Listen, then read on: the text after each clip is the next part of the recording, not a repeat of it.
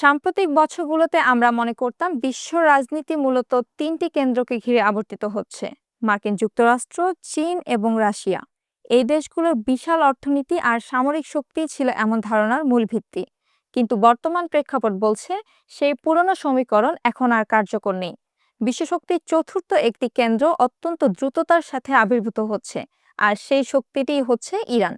বাস্তবতা হলো, অর্থনৈতিক বা সামরিক সক্ষমতার ইরান হয়তো ওই তিন দেশের সমকক্ষ নয়, কিন্তু ইরানের হাতে রয়েছে এমন এক অস্ত্র যা পুরো বিশ্বকে অস্থির করে তোলার ক্ষমতা রাখে।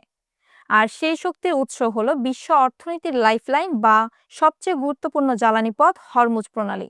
এই প্রণালীর ওপর ইরানের নিয়ন্ত্রণ কিভাবে দেশটিকে একটি বিশ্ব শক্তিতে পরিণত করছে তা নিয়ে আজকের বিশেষ প্রতিবেদন।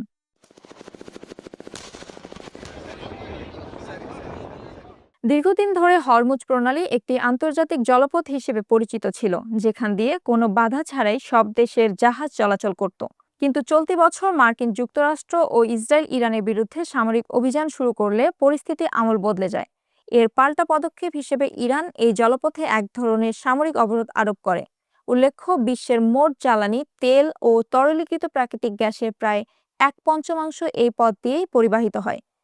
অদূর ভবিষ্যতে এই রুটের কোনো বিকল্প নেই। বিশ্লেষকরা মনে করছেন, হরমুজ প্রণালীর ওপর ইরানের এই নিয়ন্ত্রণ যদি দীর্ঘস্থায়ী হয়, তবে তা মার্কিন স্বার্থের পরিপন্থী এক নতুন বিশ্ব ব্যবস্থা তৈরি করবে।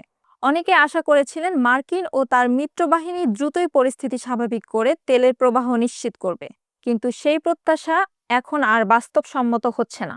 আমরা দেখছি, একটি জলপথ নিয়ন্ত্রণ করতে হলে সেখানে সবসময় সেনা পাঠিয়ে যুদ্ধ করতে হয়। বর্তমান প্রযুক্তির যুগে ইরান সামরিক পুরোপুরি বন্ধ না করেও এই পথটি নিয়ন্ত্রণ করছে। যদিও পথটি জাহাজ চলাচলের জন্য উন্মুক্ত রাখা হয়েছে, তবুও যুদ্ধ শুরুর পর থেকে এই পথে যান চলাচল 90% কমে গেছে।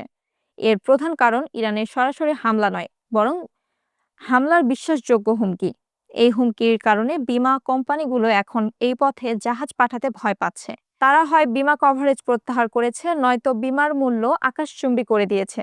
ফলে জাহাজ ভাড়ার হার বেড়ে গেছে এবং সরবরাহ ব্যবস্থা অনিশ্চিত হয়ে পড়েছে। আধুনিক অর্থনীতিতে কেবল তেলের পর্যাপ্ততা থাকলেই চলে না, সেই তেল সঠিক সময়ে এবং ঝুঁকিমুক্তভাবে পৌঁছানো জরুরি। যখন এই নির্ভরযোগ্যতা ভেঙে পড়ে, তখন বিশ্বজুড়ে জ্বালানি সংকট এক জটিল কৌশলগত চ্যালেঞ্জ হয়ে দাঁড়ায়। মার্কিন যুক্তরাষ্ট্রের জন্য সমস্যাটি এখানে বেশ অসম।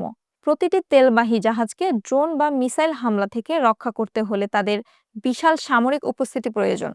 অন্যদিকে ইরানকে কেবল মাঝে মাঝে একটি ট্যাঙ্কারে আঘাত করলেই চলে, যা মুহূর্তেই বিশ্ববাজারে অস্থিরতা তৈরি করে। ফ্রান্সের প্রেসিডেন্ট ইমানুয়েল ম্যাক্রো এই বিষয়টি অনুধাবন করে ঘোষণা দিয়েছেন যে শক্তি প্রয়োগ করে এই পথ সচল রাখা অসম্ভব। এটি কেবল ইরানের সাথে আলোচনার মাধ্যমেই সম্ভব। কয়েক দশক ধরে পারস্য উপসাগরে একটি অলিখিত নিয়ম কার্যকর ছিল: আরব দেশগুলো তেল রপ্তানি করত এবং মার্কিন যুক্তরাষ্ট্র সেই পথ পাহারা দিত।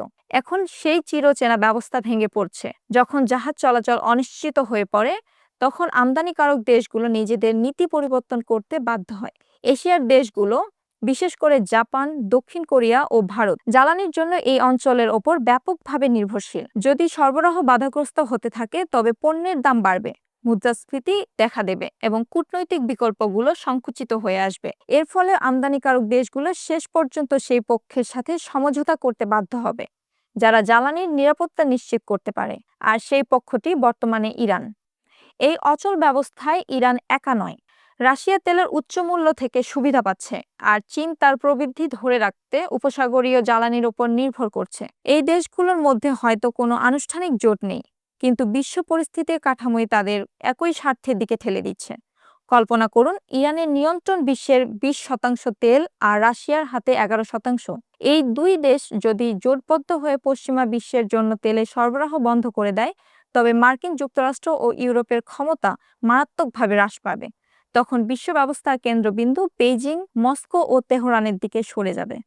মার্কিন যুক্তরাষ্ট্র এখন এক কঠিন পরীক্ষার মুখোমুখি। তাদের হয় হরমুজ প্রণালীর ওপর পুনরায় নিয়ন্ত্রণ প্রতিষ্ঠা করতে হবে, অথবা ইরানের ক্রমবর্ধমান এই প্রভাব মেনে নিতে হবে।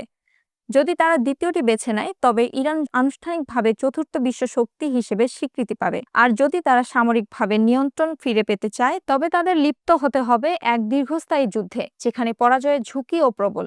তাই ইরান যুদ্ধ কেবল একটি সামরিক সংঘাত নয়, এটি একটি রূপান্তরমূলক যুদ্ধ যা বিশ্ব ব্যবস্থাকে চিরতরে বদলে দিতে পারে।